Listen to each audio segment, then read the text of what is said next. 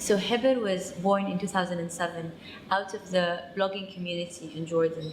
And the idea was that at the time, the local media landscape was quite limited and more dominated by official or mainstream media. And so we felt that we could provide an alternative. And so at the beginning, it was just a citizen media platform. We were only relying on contributions from readers, from bloggers, from from individuals who were not necessarily professional journalists, to provide commentary, opinions, and stories on issues that we felt should be raised and should be part of the public discussion and public debate. And then in 2011, when the Arab Spring, started, it was a very exciting time for us because we felt that we started getting so many more contributions, and people really wanted, suddenly were challenging the traditional taboos and talking about things that they didn't talk about before. So, for example, being critical of the king or the army or the role of the intelligence in political life, or these issues were usually quite sensitive, and you wouldn't read about them in mainstream media. And then but then the climate, the political climate in the region started to change. The momentum was not the same anymore, and there was much more frustration and cynicism because of the way things turned out in Egypt and Syria, in Libya. People felt that let's just say the optimism that was there at the beginning was started to get to be lost. So actually for us, we felt this in the contributions. There wasn't as much contributions as before. People were more reserved, they were more frustrated.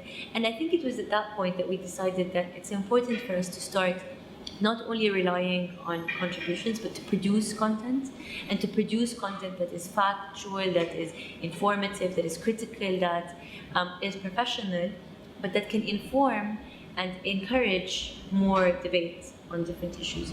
So it was in 2012 that we created a small team of multimedia journalists to start producing content, but also encouraging voices and contributions.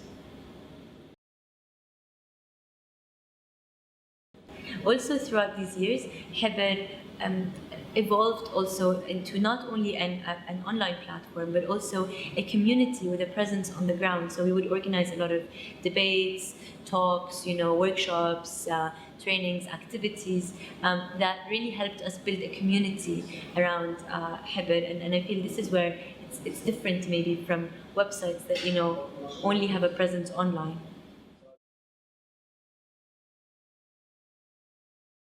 So in 2012, the Jordanian government,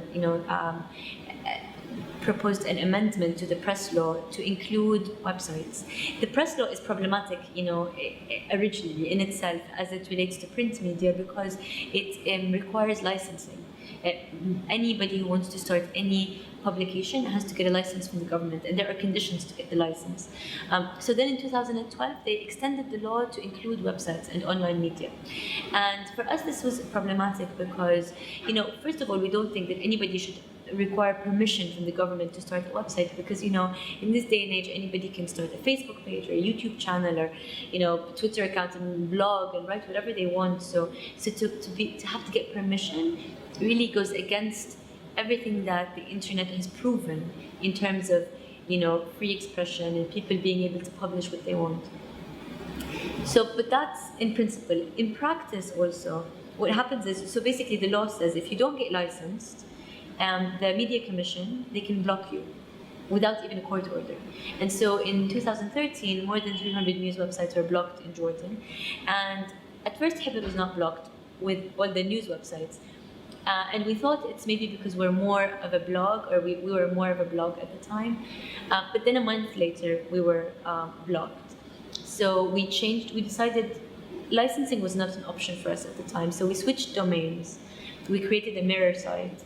And we tried to challenge the decision to block us in the Higher Court of Justice. That didn't work.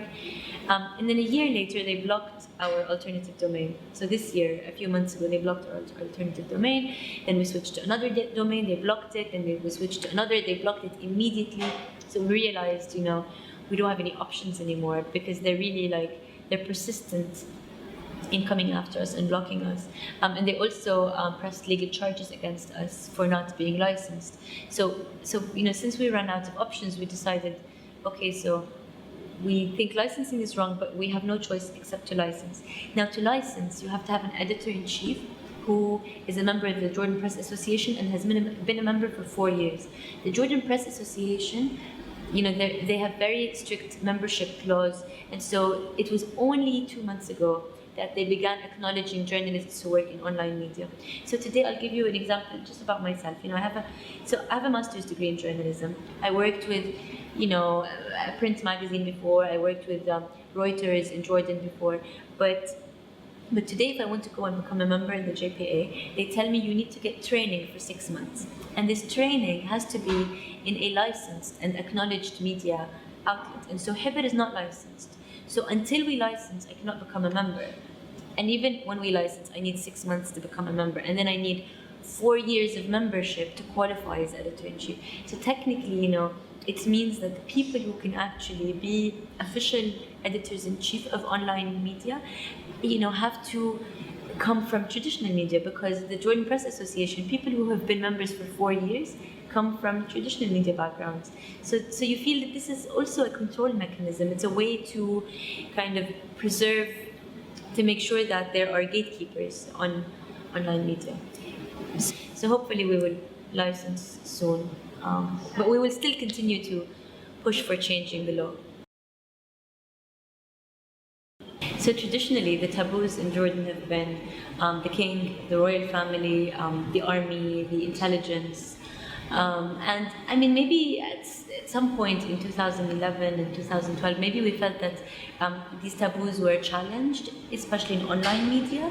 But now it's back, just the way it was before 2011. So there's more censorship, but there's also more self-censorship. And I think when it comes to self-censorship, it's also important to note that the taboos are not just political. So they're not just the king and the army and the intelligence, but there's social taboos, there's religious taboos. In the laws, in the law in Jordan, there's so many articles that are vague, but basically that prohibit journalists from writing anything that offends religion, that insults the king, that insults the official entities. And it's important to note that also one of the taboos for media in Jordan is being critical of heads of state of other Arab countries, especially the countries that generously give aid money to Jordan. So for example, you cannot criticize Saudi Arabia, you cannot criticize the United Arab Emirates, you cannot criticize any of the Gulf states.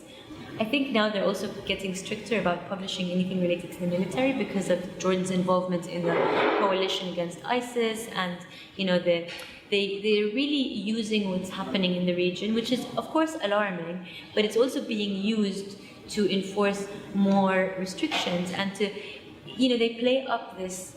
I think it's a false dichotomy between, democracy, freedoms, and security and stability. So they make it seem as if, stability and security are on one side and democracy and freedoms are on the other side, and they tell people that they have to choose one or the other.